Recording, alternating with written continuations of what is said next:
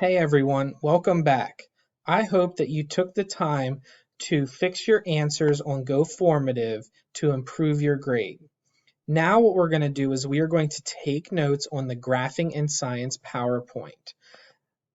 This will be tested on at a later date and I will let you know when the test, or I should say quiz, is coming.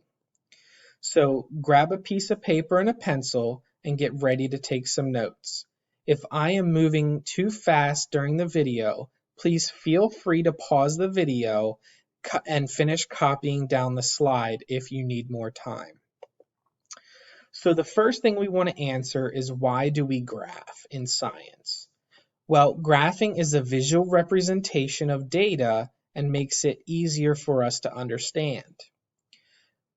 Graphs can also be used as shorthand for presenting large amounts of data at once.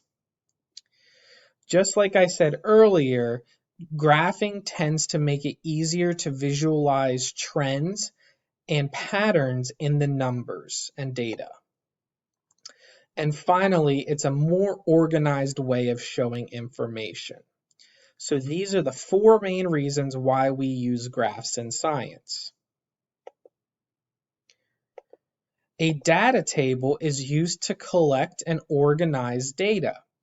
They tend to be quite overwhelming with numbers in a lot of instances, but they make it easier for us to transition from the data into a visual representation, such as a graph or chart.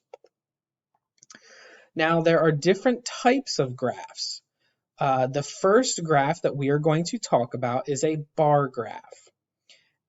An example of a bar graph just popped up on your screen. What bar graphs do is they show data as a side-by-side comparison.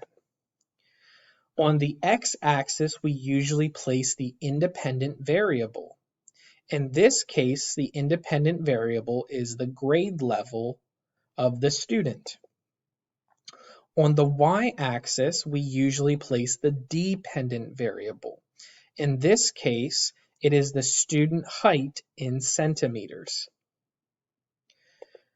You can see here the red arrows point to the x and the y axis. The second type of graph is a line graph. The example is on the screen. Line graphs usually show a change over time or distance. The x-axis is usually where we place the independent variable, which is time or distance in most cases, but in this case it is grade level, which again we could consider grade level being time. The y-axis, we usually place the dependent variable, and in this example here, again, it is average height in centimeters of the students. You see the arrows pointing to the x and the y-axis. The x-axis is where the grade level is, and the y-axis is where the average height in centimeters is. The third type of graph is a pie chart, and an example of a pie chart is on the screen. What pie charts do is they show the percentages of a whole 100% or a whole group. So they break it down into percentages. The thing with a pie chart is that you must have all the data available, and no groups can share any data. What do I mean by no groups can share any data? Let's just say, for example, I have a pie chart where I was looking at athletes in our school, Martin Middle. If an athlete was a two-sport athlete and played more than one sport, then they would be in two different categories and would therefore throw off the data in our pie chart. Specifically, if we're looking at just one sport, the types of sports that students play. Now we're going to take a look at the parts of a graph. Here is a bar graph.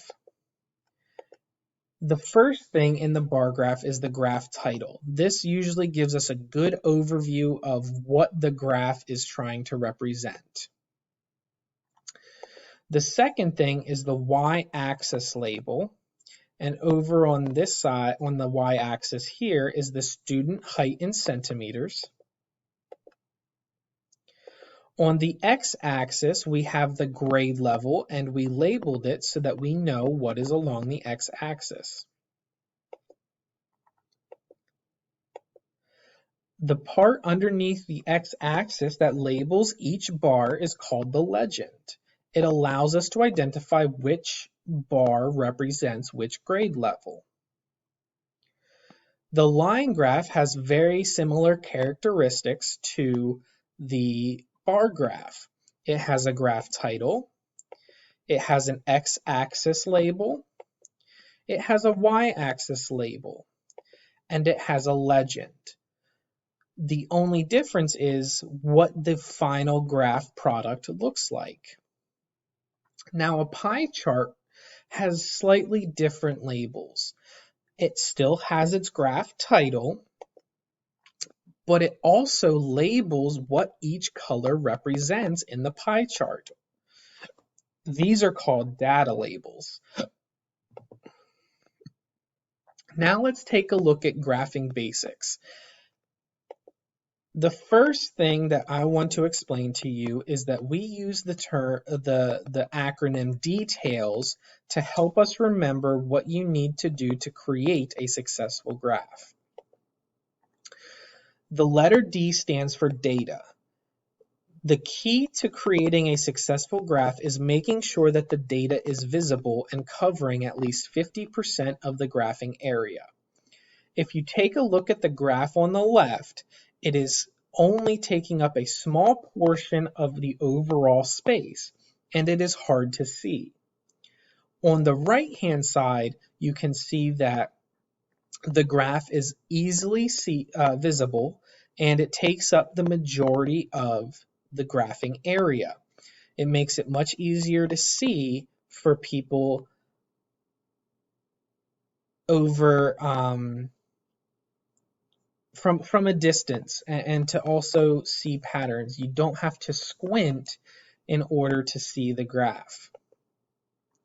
The T represents title. We always want to title our graph, as well as we want to title our X and our Y axis.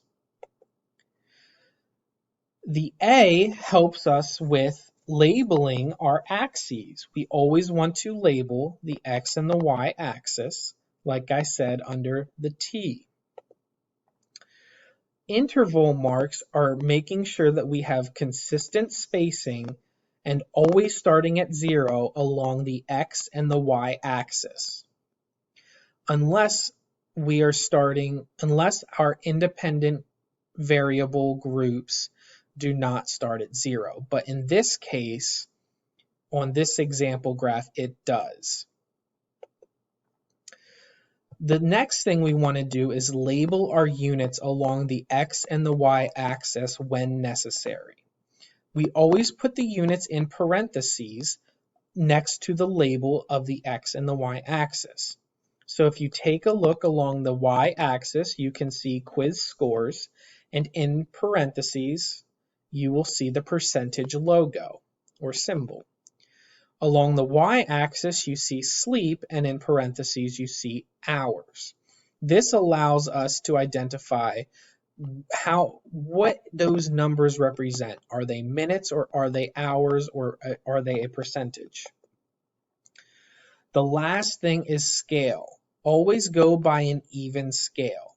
So you always want to keep your scale consistent spacing. So if you're going to count by ones along the X or the Y axis, keep counting by ones. If you're going to count by twos, count by twos, or fours, or fives, or tens, or hundreds.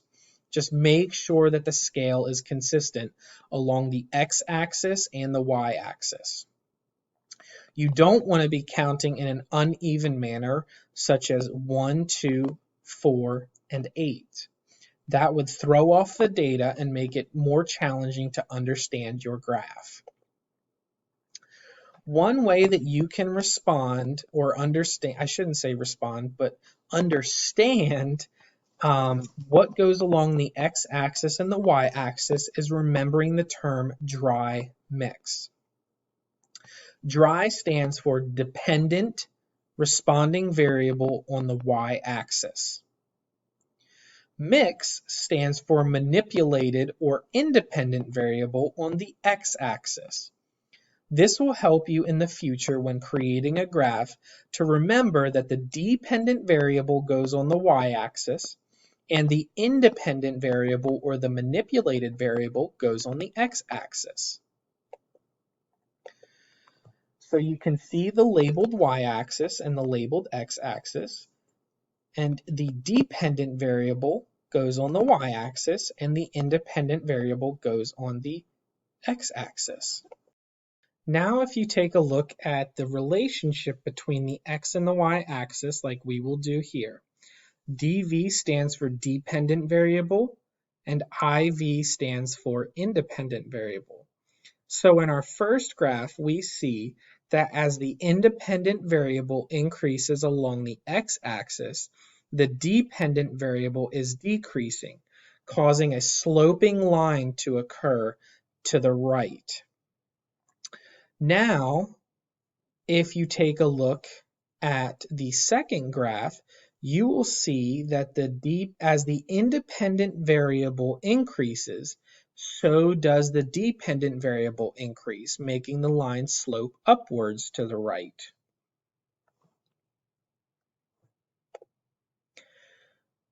The next relationship that we want to take a look at is on the first graph on the screen, and the independent variable increases along the x-axis, but the dependent variable stays the same.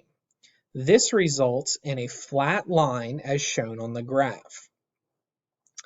The final relationship that is possible is no relationship at all, where the data seems to be spread out across the entire graph. This is what an example of a no relationship line graph looks like. You can see the dots are spread out along the graph with no seeming pattern at all. Thank you for watching this video and taking notes. Graphing is a very important skill when it comes to being a successful scientist.